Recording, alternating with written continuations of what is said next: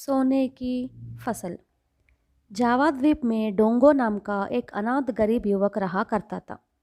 एक विधवा के यहाँ काश्तकारी करते हुए वह उसके खेत में भी काम करते था। खेत बड़ा ही उपजाऊ था। फिर भी डोंगो ने जिस साल उस खेत को जोता उस साल सारा अनाज थोथा ही निकला। फसल तो खूब बड़ी थी, भुट्टे भी खूब अच्छे लगे थे उसमें, लेकिन दावरी करने पर सारी फसल थोथा ही निकल आई। उसमें से एक भी बीज नहीं निकला। दूसरे वर्ष भी यही हाल रहा। गांव के लोगों में कानाफूसी होने लगी। खेत की मालकिन बड़ी कंजूस है। ग्राम देवी को भी ठीक से नैवेद्य नहीं चढ़ाई थी वह। इसी से उसकी फसल बेकार होती जा रही है। ये बात है आखिर उस विधवा के भी कानों में पड़ी। बहुत नाराज़ होकर उसने डेंगो को काम से हटा दिया। उसको निकलते वक्त विधवा ने उसके हाथ एक और कौड़ी तक नहीं रखी। डोंगो बेचारा भूख से तड़पता हुआ गांव छोड़कर चला गया। एक दिन शाम को वह किसी दूसरे गांव पहुंचा और गांव के बाहर ही बसे एक घर के दरवाजे पर उसने दस्तक दी। इस घर में भी एक विधवा ही रहती थी। उसके दरवाजे से सटकर खड़ा डोंगे एकदम लुढ़क जमीन पर गिर पड़ा। दीन स्वर में वह बोला, माई, एक खौर खाना दो, मेरी जान निकल रही है। डोंगो को हाथ कर सहारा देकर वह स्त्री मकान के अंदर ले गई और उसने उसे खाना खिलाया।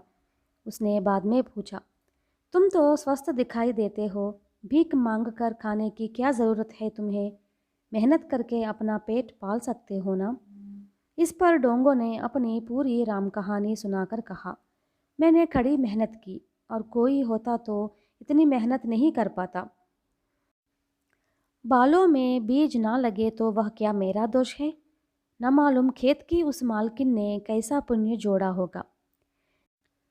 इसमें तुम्हारा कोई दोष नहीं है बेटे। मेरे यहाँ भी छोटा सा खेत है। तुम अगर खेती बाड़ी का काम करना चाहो तो खुशी से करो। जो फसल होगी उसमें तुम 5वां हिस्सा ले लो। लेकिन हमारे यहाँ बैल भैंसे नहीं है, खेत भी छोटा है। तुमको सब प्रकार के खेती के काम करने पड़ेंगे। तुम्हारी मदद करने वाला कोई ना होगा। क्या यह सब तुमसे बन पड़ेगा? विधवा ने पूछा। कोई बात नहीं, मैं अपनी सारी ताकत लगाकर खेती करूँगा। वहाँ भी तो मैं सारे काम अकेले ही करता रहा। मेहनत करने का मैं आदमी हूँ। डोंगो ने काम स्वीकार किया।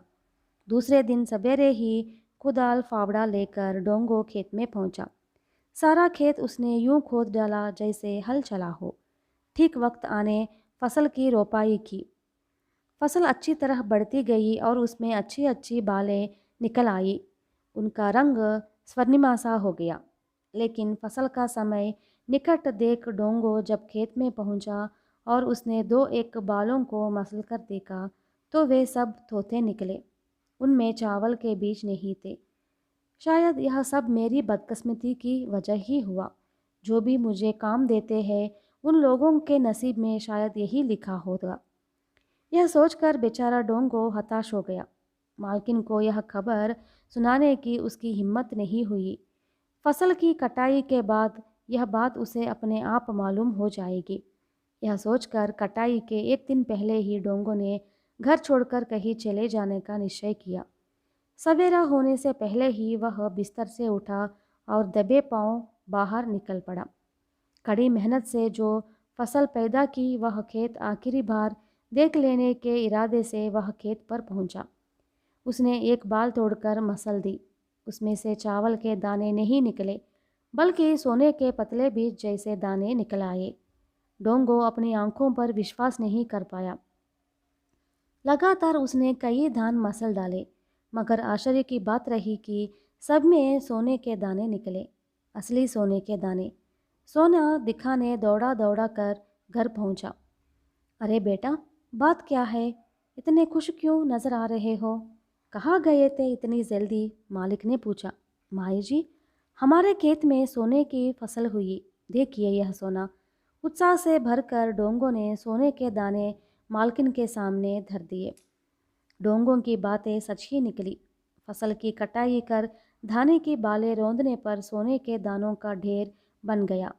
मालकिन ने अपने वचन के अनुसार 5वां हिस्सा डोंगों को दे दिया और गांव के सभी लोगों को आमंत्रित कर अच्छी खासी दावत दी। डोंगों को सोने का जो हिस्सा मिला उससे उसने कुछ खेत खरीदे। उसकी देखभाली भी वह अपने खेते के साथ करता रहा। खेतों में काम करने वाले मजदूरों को वह फसल का 5वां हिस्सा देता गया। तब से जावा में खेत मजदूरों को पैदावार में 5वां हिस्सा देना एक रिवाज बन गया।